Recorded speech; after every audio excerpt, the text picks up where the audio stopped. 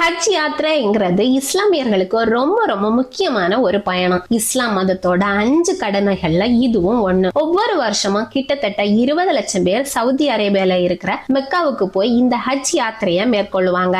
உலகத்தோட எல்லா மூலைகள்லயும் இருந்தும் பக்தர்கள் இந்த யாத்திரையில கலந்துக்குவாங்க.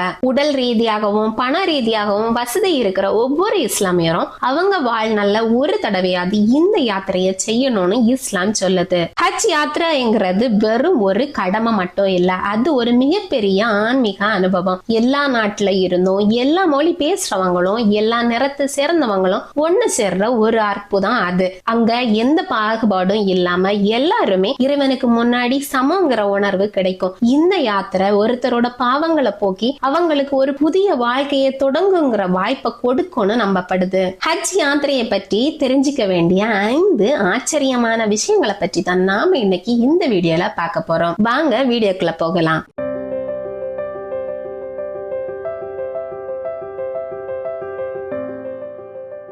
ஒன்றாவது காபா. ஹஜ் யாத்திரை இஸ்லாம் மதத்தை ஆரம்பிச்ச முகமது நபி கூட மட்டும்தான் சம்பந்தப்பட்டதுன்னு சிலர் நினைக்கலாம். ஆனா இந்த புனித யாத்திரை பல ஆயிரம் வருடங்களுக்கு முன்னாடியே இப்ராஹிம் அவங்க கிட்ட இருந்துதான் ஆரம்பிச்சது. இஸ்லாமிய நம்பிக்கைப்படி இப்ராஹிம் நபி தான் இறைவனின் கட்டளைப்படி காபாவை கட்டினதா சொல்றாங்க. காபா என்பது ஒரு சதுர வடிவ கட்டிடம். இதுதான் இஸ்லாமியர்களோட தொழுகைக்கான திசையை குறிக்கும். இப்ராஹிம் நபி அல்லாஹுக்கு கட்டப்பட்டு தன்னோட ஒரே மகனான இஸ்மாயில பலியிட தயாரான ஒரு நிகழ்வை ஹஜ்ல இருக்கிற சில சடங்குகள் நினைவுபடுத்தும். ஆனா பலியிடுறதுக்கு முன்னாடி அல்லாஹ் அதை தடுத்து இப்ராஹிமோட மகனை காப்பாத்தினாரு. இந்த தியாக உணர்வை நினைவுக்கு ஒரு வகையில தான் ஹஜ்ஜோட ஒரு பகுதியா விலங்குகளை பலியிடுற சடங்கு இருக்கு. நபி இப்ராஹிம் யூதா மற்றும் கிறிஸ்தவ மதங்கள்லயும் ஆபிரகாம் அப்படின்னு சொல்லிட்டு ஒரு முக்கிய நபரா போற்றப்படுறாரு. இந்த யாத்திரை எல்லா இறை நம்பிக்கைகளுக்கும் இடையே இருக்கிற ஒரு பொதுவான ஆன்மீக பிணைப்பா உணர்த்துது. 2வது பாலின பாகுபாடு கிடையாது. பொதுவாகவே பல மத வழிபாட்டு தலங்கள்லயும் மசூதிகள்லயும் கூட ஆண்கள் பெண்கள்னு தனித்தனி வாயில்கள் அல்லது தனித்தனி தொழுகை இடங்கள் இருக்கும். ஆனா ஹஜ் யாத்திரையோட ரொம்ப முக்கியமான அம்சம் என்ன அப்படின்னா அங்க ஆண்களுக்கும் பெண்களுக்கும் எந்த பாலின பாகுபாடும் கிடையாது. எல்லாருமே ஒரே நேரத்துல ஒரே இடத்துல தோளோடு தோள் நின்னுகிட்டு இறைவனுக்கு முன்னாடி எல்லாரும் சமங்கிற உணர்வோட எல்லா சடங்குகளையும் செய்வாங்க. இது உலகத்துல வேற எங்கேயும் பார்க்க முடியாத ஒரு அற்புதமான காட்சி. லட்சக்கணக்கானோர் ஒண்ணு சேர்ந்து எந்த வேற்றுமையும் இல்லாம இறைவனை வழிபடுறது ஹஜ்ஜோட முக்கியமான ஆன்மீக செய்தி. 3வது தனித்துவமான ஆடை வழிமுறைகள். ஹஜ் யாத்திரை போறவங்க இஹ்ராம்ங்கிற ஒரு தனித்துவமான ஆடையை அணிவாங்க. இது வேற ஆடை மட்டும் இல்ல, இது ஒரு ஆன்மீக நிலை. ஆண்கள் இவங்க 2 வெள்ளை நிற தைக்கப்படாத துணிகளை அணிவாங்க.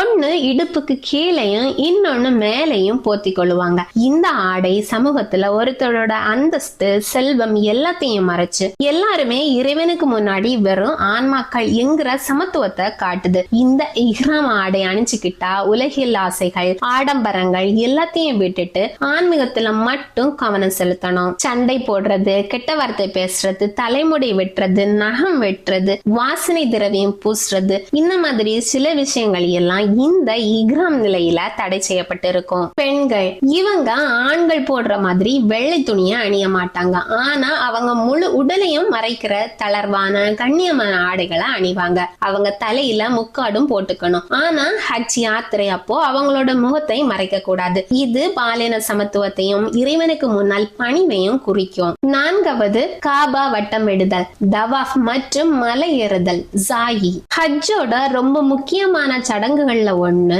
தவாஃப். இதுல பக்தர்கள் காபாவை எதிரெதிர் திசையில 7 தடவை சுத்தி வருவாங்க.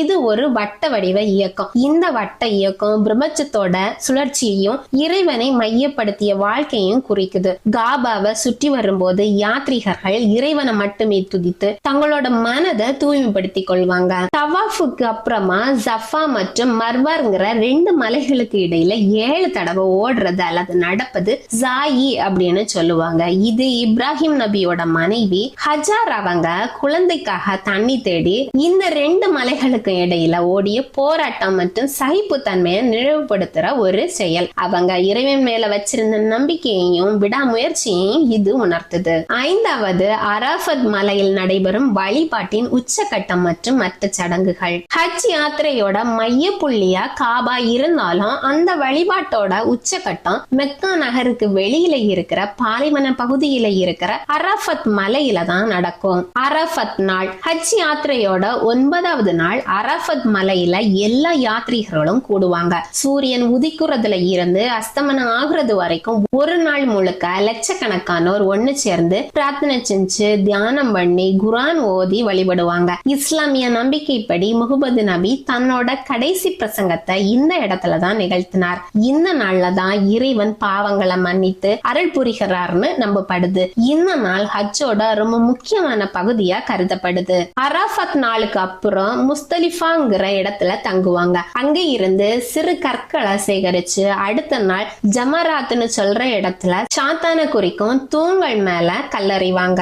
இது தீய சக்திகளை எதிர்க்கிற சிம்பாலிக் சடங்கு. அப்புறம் ஈத் அல் அதா அதாவது பக்ரீத் பண்டிகைக்கு அன்னைக்கு விலங்குகளை பலியிட்டு இறைச்சிய ஏழைகளுக்கு பகிர்ந்து கொடுப்பாங்க. இது தியாகத்தோட முக்கியத்துவத்தை உணர்த்துது. கடைசி நாள் மறுபடியும் காபாவை சுத்தி அதாவது தவாப் வந்து ஹஜ் யாத்திரைய நிறைவு செய்வாங்க. ஹஜ் யாத்திரைங்கிறது வெறும் ஒரு புனித பயணம் மட்டும் இல்ல, அது சமத்துவம், தியாகம், பணிவு, விடாமுயற்சி, உலகளாவிய ஒற்றுமை எல்லாத்தையும் கற்றுத்தர்ற ஒரு வாழ்நாள் அனுபவம். இது ஒரு முஸ்லிமோட வாழ்க்கையில ரொம்ப முக்கியமான ஒரு மைல்கல். இது போல மேலும் பல சுவாரஸ்யமான விஷயங்களை அறிய எங்களுடைய நியூஸ் தமிழ் ஆன்லைன் சேனலை சப்ஸ்கிரைப் பண்ணுங்க. உங்க ஃப்ரெண்ட்ஸ் அண்ட் ஃபேமிலிக்கும் ஷேர் பண்ணுங்க. Bye by.